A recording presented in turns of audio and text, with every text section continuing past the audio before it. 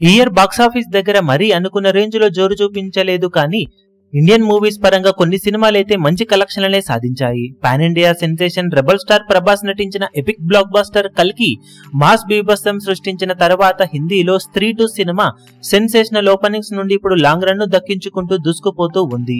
Latest గా Kollywood top hero దళపతి విజయ్ నటించిన latest movie greatest of all time sensational openings ని సొంతం చేసుకుని దుమ్ము లేపగా పెద్దగా హైప్ ఏమీ లేకపోయినా కానీ 100 కోట్లకు పైగా గ్రాస్ ఓపెనింగ్స్ ని దక్కించుకొని ఈ ఏడాది మొత్తం మీద కల్కి సినిమా తర్వాత సెకండ్ హైయెస్ట్ గ్రాస్ ఓపెనింగ్స్ ని వరల్డ్ వైడ్ గా అందుకున్న ఇండియన్ మూవీగా నిలిచింది. కల్కి మూవీ ఫస్ట్ డే 183.20 కోట్ల రేంజ్ గ్రాస్ ఓపెనింగ్స్ ని అందుకుంటే greatest of all time movie 104.75 కోట్ల రేంజ్ లో గ్రాస్ ఓపెనింగ్స్ ని సాధించింది.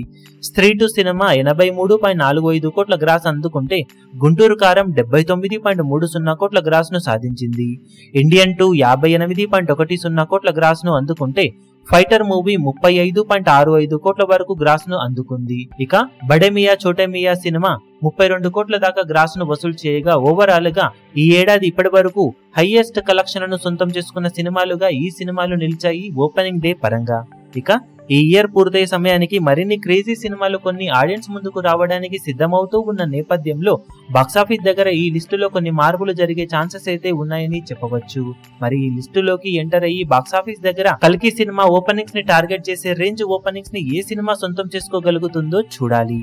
ఈ వీడియో మీకు నచ్చినట్లయితే లైక్ చేయండి, షేర్ చేయండి, ఛానల్ ను సబ్స్క్రైబ్ చేయడం మాత్రం మరవకండి. ఏ చిన్న అప్డేట్ ను మిస్ అవ్వకూడదు అనుకుంటే బెల్ ఐకాన్ ను ప్రెస్ చేయండి.